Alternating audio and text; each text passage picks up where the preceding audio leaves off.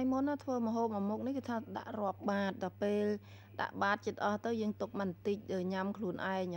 ញ៉ាំវារបៀបដូចថាវានៅអត់ទាន់ឆ្អែតពេញបឹបបងប្អូនឥឡូវធ្វើញ៉ាំម្សាទៀតចាសានេះដាក់ឯងឲ្យច្រើនតែម្ដងបើនិយាយពីគ្រឿងផ្សំវិញដូចឃើញអញ្ចឹងបងប្អូនមានត្រប់ញងម្ទេសខ្ទឹមសខ្ទឹមក្រហមចាលីងវាឲ្យឆ្អិនមកចាទុកវាមួយឡែកសិនហើយដាក់អាំងប្រហុកនេះមិនតិចផងប្រហុកនេះយើងដាក់រៀងរសជាតិរៀងដិតមកបងប្អូនចាច្រើនបន្តិចហើយត្រីនេះនិយាយថាឲ្យកូនអាំងឲ្យនិយាយថាយូរយូរឲ្យគេអាំងត្រីឲ្យរាប់ម៉ោងហ្មងហ្នឹងណាពេលឆ្អិនហើយយើងទុកឲ្យត្រជាក់ស្រួលបេះតិចមកបងប្អូនចាបេះរើសឆ្អឹងរើសអីចេញឲ្យអស់ហើយបេះវាដុំមកចាហើយបងប្អូនហៅម្ហូបនេះថាម៉េចដែរឲ្យខ្ញុំតាំងពីក្មេងមកខ្ញុំចូលចិត្តហៅតែបុកត្រប់ញងបុកត្រប់ញងបុកត្រប់ញងដឹងហើយម្ហូបមួយមុខនេះបើយើងថែមតែទឹកប្រហុកថែមនិយាយទៅដាំតែទឹកចាក់ទេគឺកើតទឹកគ្រឿងហ្នឹងបងប្អូនតែអានេះយើងធ្វើបែបគោកអញ្ចឹងណា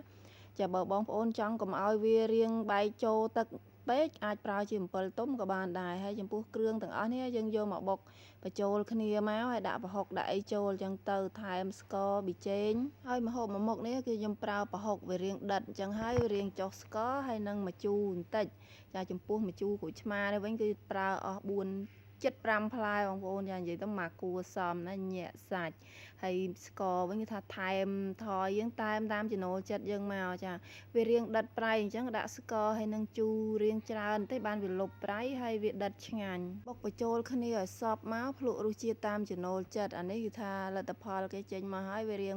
ខាប់ប៉ុណ្ណឹងបងប្អូនចាបើចង់ឲ្យវារៀងរឹងជាងហ្នឹងយើងប្រើអំពិលទុំមកមិនបាច់ប្រើក្រូចឆ្មាទេ